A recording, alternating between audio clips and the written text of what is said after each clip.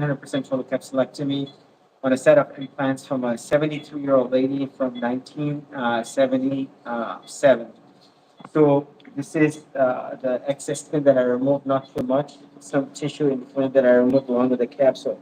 And as you can see, this is the ruptured saline implant that she had on the left side. You can actually make out exactly where the implant is sitting, and right here as well.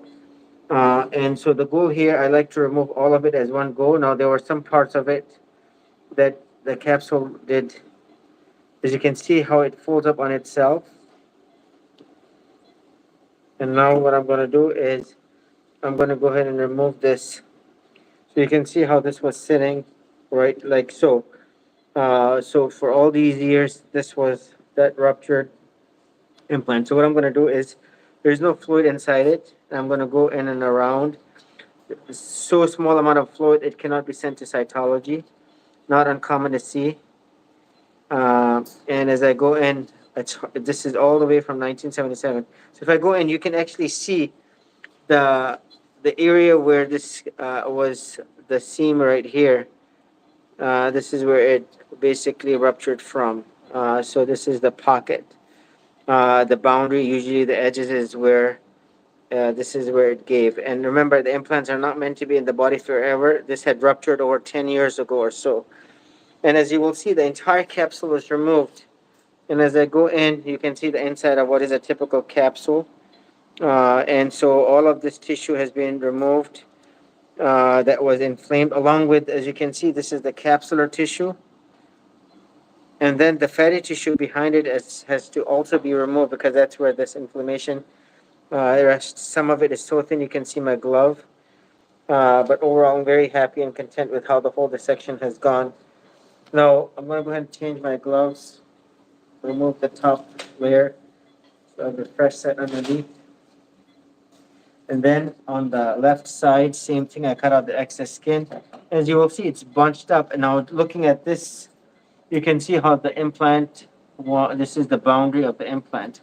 Now, as I cut it out, the take-home message is all of this tissue on the side. Now, one will say, well, this is precious volume for the patient, but this is where the capsular tissue was because the implant was relatively big, and we'll see the size on that one as well.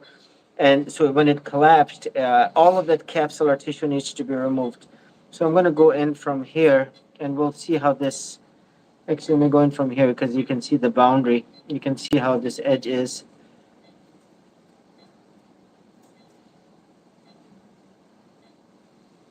So as I remove it, you will see exactly how it was sitting on this patient's chest. So I'm just going to pull it out.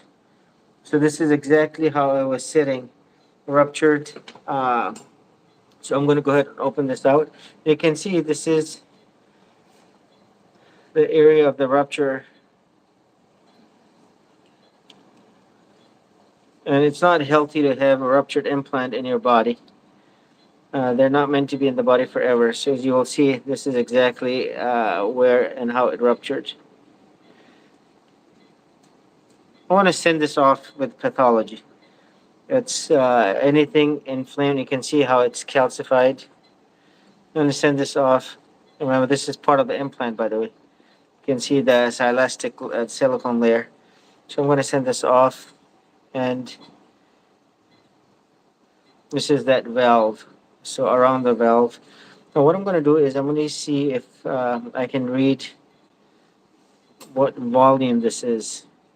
She had said 150.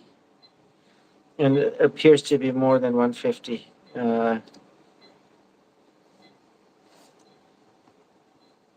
So, and if I flip this open, you will see this is the whole capsular tissue, all removed as one piece. Look at this tissue. I'm actually going to look at this discoloration, if you will, right here. This is a black.